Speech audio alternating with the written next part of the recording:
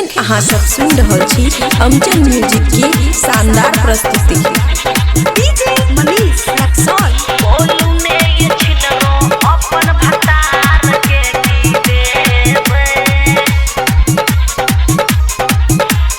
खुशी recording studio बलुआहा।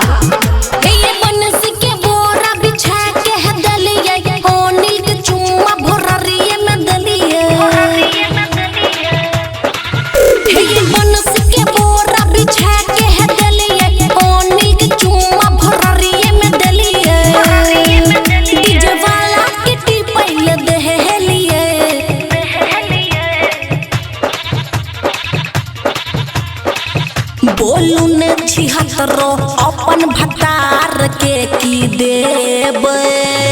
बोलू ने ये ननदो अपन भतार के की देवे। बोलू ने छिहत्तरो अपन भतार के की देवे। हे ये बनस के बोरा बिछा के है दलिए अनिल के चुम्मा भोररिए में दलिए। डीजे वाला के टिपैल दहलिए। बोलू ने छिहत्तरो अपन भतार के की देवे। बोलू ने ये छिनरो अपन भतार के की देवे।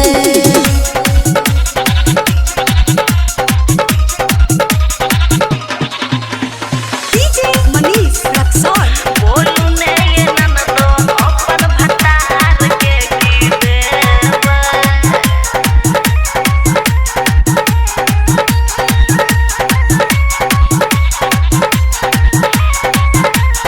खुशी रिकॉर्डिंग स्टूडियो बलुआहा। अपन चढ़ल जवानी के तानी राखू ने संभाल के। ससुर में जे जानत भतरा भाग्य देत हमार के। अपन चढ़ल जवानी के तानी राखू ने संभाल के। ससुर में जे जानत भतरा भाग्य देत हमार के। अब तो अपन रहन सुधारू कनिए दिन खातिर लब के हमारू। नक लागे छे बाप के कटहैबे।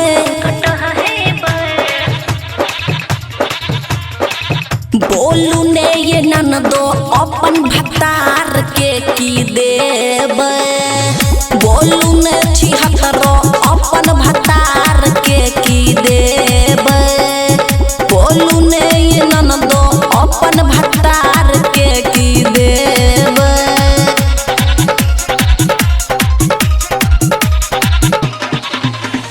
डीजे मनीष रक्सौल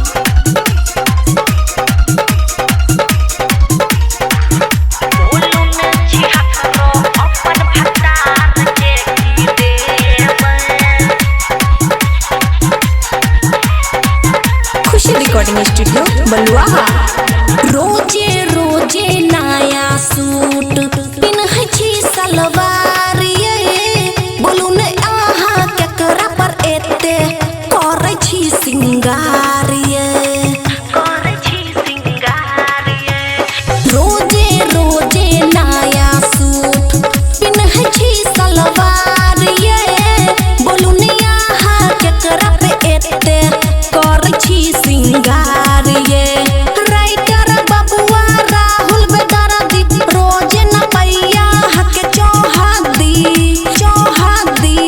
रोजियो मन की यहाँ जे चिखहैबे।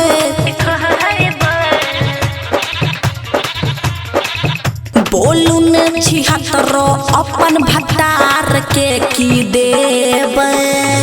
बोलू ने ये छिनरो अपन भतार के की देवे। बोलू ने ये छिनरो अपन भतार के की देवे। खुशी रिकॉर्डिंग स्टूडियो